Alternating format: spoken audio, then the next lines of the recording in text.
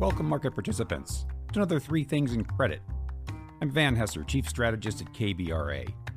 Each week, we bring you three things impacting credit markets that we think you should know about.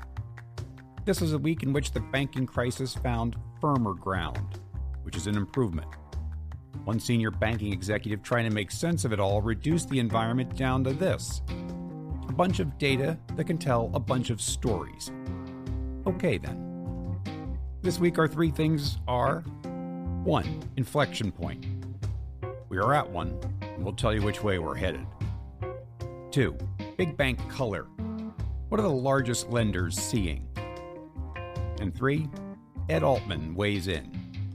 He's worried about one thing. We'll clue you in. All right, let's dig a bit deeper. Inflection point. We've been locked into this waiting for recession mentality for some time now, enduring unusual bond market volatility along the way. We've seen investment grade spreads go from 165 basis points last October, down to 115 by February of this year, back up to 163 in March on the back of the banking issues, only to see it plummet to 133 basis points today. Soft landing, no landing, hard landing. Blame: late cycle twists and turns unfolding after massive distortions introduced into the economy during COVID. The highest inflation in 40 years. Most dramatic Fed tightening cycle in 40 years. Financial accidents. Geopolitical uncertainty. And technological disruption. And now we're moving to what we think is the inflection point. The preponderance of data and sentiment is tilting the scale, finally, toward recession. The consumer is beginning to feel less secure.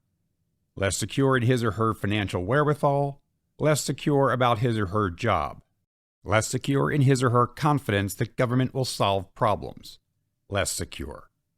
We see what he or she is facing: savings falling, expense growth outpacing wage growth, layoffs rising, time to hunker down.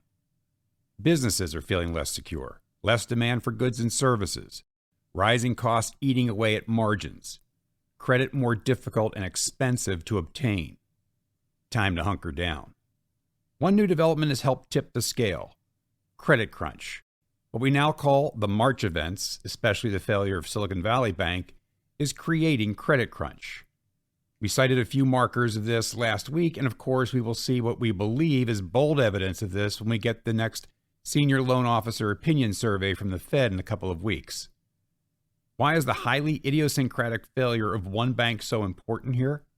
Because SVB's experience revealed the cost of the Fed's most dramatic tightening cycle in 40 years. Asset values are negatively correlated with rates. Credit is becoming scarce. It was the kind of shock that ripples across the financial landscape. It's one thing to have markets seize up. That happens from time to time as risk gets repriced. But it's another thing altogether to have banks tighten loan underwriting standards sharply. It matters because banks create money through the money multiplier. This makes banks far more powerful fueling economic growth than non-bank lenders and investors. It also means that when we have credit crunch, the impact on growth can be significant. We have that now, and that's new. We also have cracks finally in the labor market. Very tight labor markets have been good for consumers and consumer spending because individuals felt secure. There's that word again. In their income stream, because not only were jobs plentiful, but with demand for workers exceeding available supply, wages moved up. All of that is now changing. Layoff announcements, now commonplace, especially in certain industries, are now driving jobless claims up as companies brace for downturn. This, incidentally, is what the Fed has been hoping to accomplish: loosen up the labor market in order to reduce the prospect of a wage price spiral.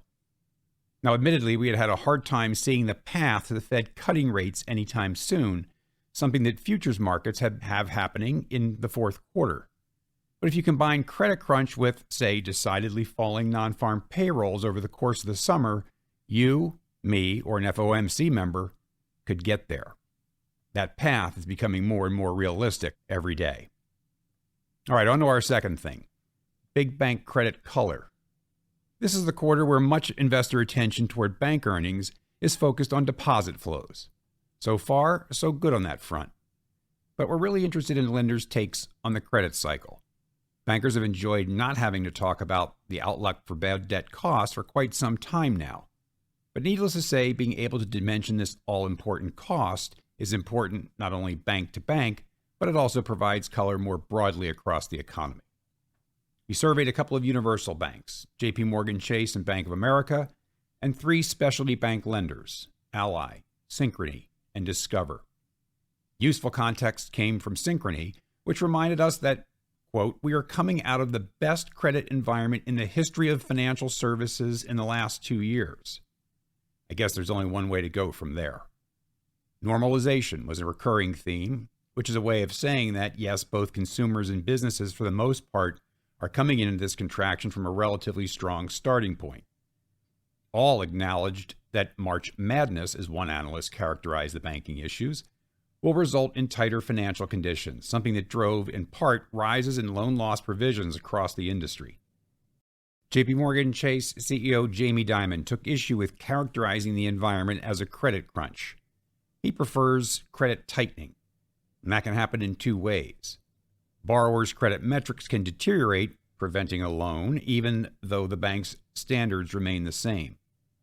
Alternatively, banks can tighten their loan underwriting standards, where even though borrower metrics remain the same, the loan doesn't get made. And both are happening, so this kind of environment will leave a mark on growth, as Fed Chair Jay Powell has pointed out.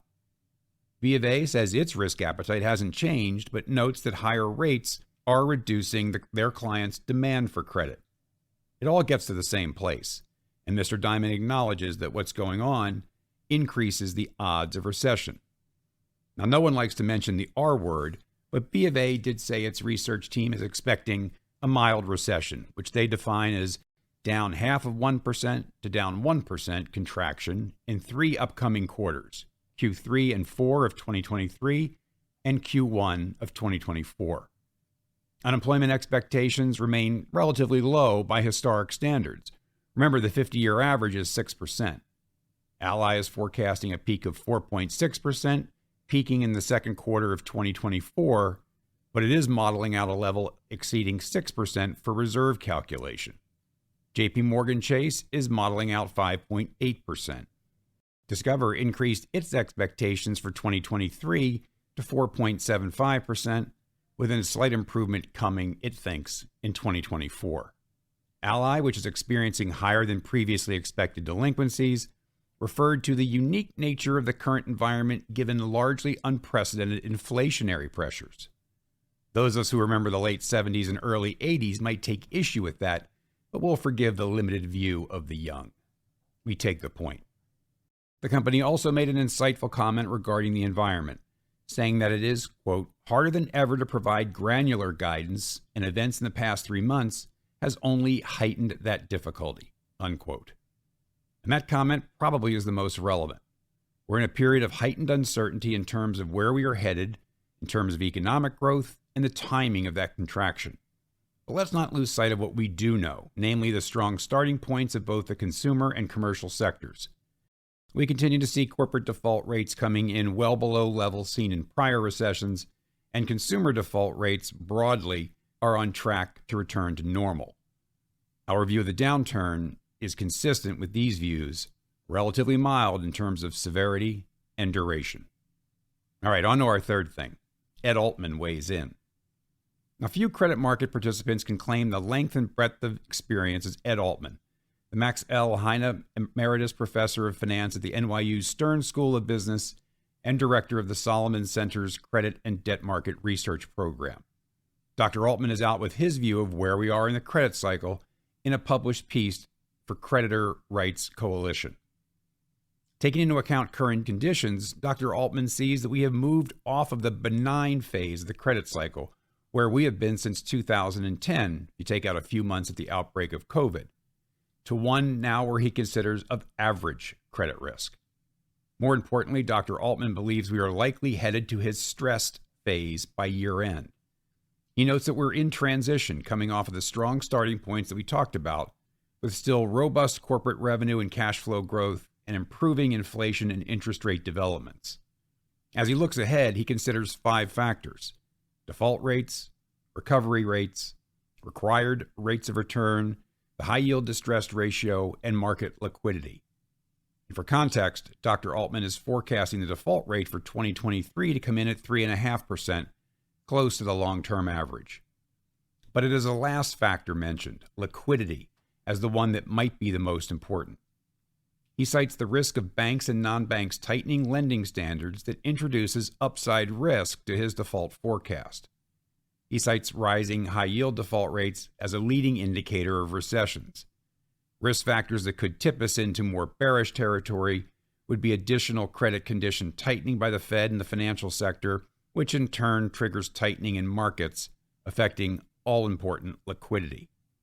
We never lose sight of the fact that when you remove liquidity, stuff breaks. Dr. Altman is leaning towards more stuff breaking. So there you have it. 3 things in credit. 1, inflection point. Watch out for falling payrolls and lender risk appetite. 2, big bank color. Normalizing, yes, but no one is hitting the panic button. And 3, Ed Altman weighs in. He's worried that liquidity drying up could make things worse. As always, thanks for joining us. Don't forget to check in on kbra.com for our latest research and ratings reports. See you next week. Hello, listeners. Join me, Van Hesser, KBRA's chief strategist, for in-depth conversations with credit experts in my new monthly podcast, Leading Voices in Credit, where I'll interview market professionals on the latest trends in credit markets. That's Leading Voices in Credit with Van Hesser. Subscribe now.